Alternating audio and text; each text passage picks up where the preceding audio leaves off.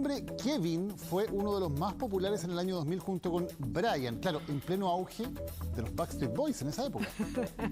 Mientras que María, Juan o Pedro dominaban en el Chile, por ejemplo, de 1920. Todos estos son datos a los que llegó una lingüista después de analizar los nombres inscritos en los últimos 100 años en nuestro país.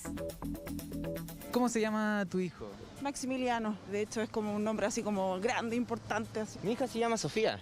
Bueno, fue un acuerdo en común entre los dos y un nombre súper bonito. Victoria, quisiera que fuera un nombre positivo, un nombre que tirara para arriba. Mónica, la mayor, porque es mi nombre. Leonardo, el segundo, porque es el nombre de papá. Y los otros hijos fue así, cuestión de al azar. Yo me llamo como mi mamá, mi hermano como mi papá.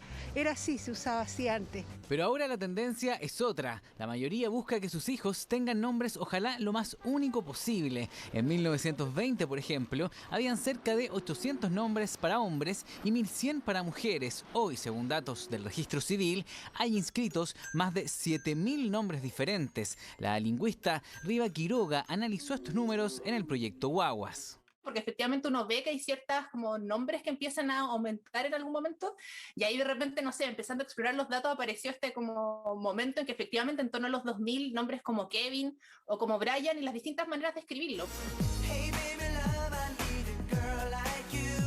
En el 96, los Backstreet Boys comenzaron a hacerse muy populares en todo el mundo. Desde ese año en adelante, los nombres de algunos de sus integrantes se volvieron, como muestra este gráfico, populares en Chile. Y era también como un imperativo tener un Backstreet Boy favorito y seguramente las mamás que les pusieron el nombre a sus hijos efectivamente tienen que haber elegido el favorito y siempre Kevin era el más popular. Teleseries como Romané o Las Mil y una Noche pasados los 2000 también influenciaron muchos nombres de guaguas en Chile. Branco, Onur o Cherezade fueron populares. Los últimos años, la ficción Games of Thrones sirvió como principal inspiración. Se estrena la serie y vemos que empiezan a aparecer algunas Daenerys o algunas Khaleesi.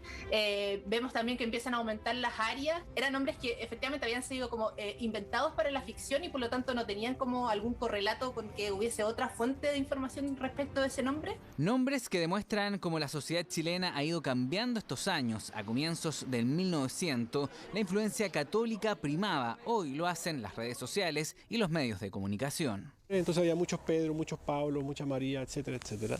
Hoy día, desde lo que se llama un proceso de secularización, es decir, de apartarse de la cosmovisión religiosa, teológica, estamos en una sociedad individualizada. La búsqueda entonces es ahora por un nombre que sea específico, individual, particular, que destaque a la persona.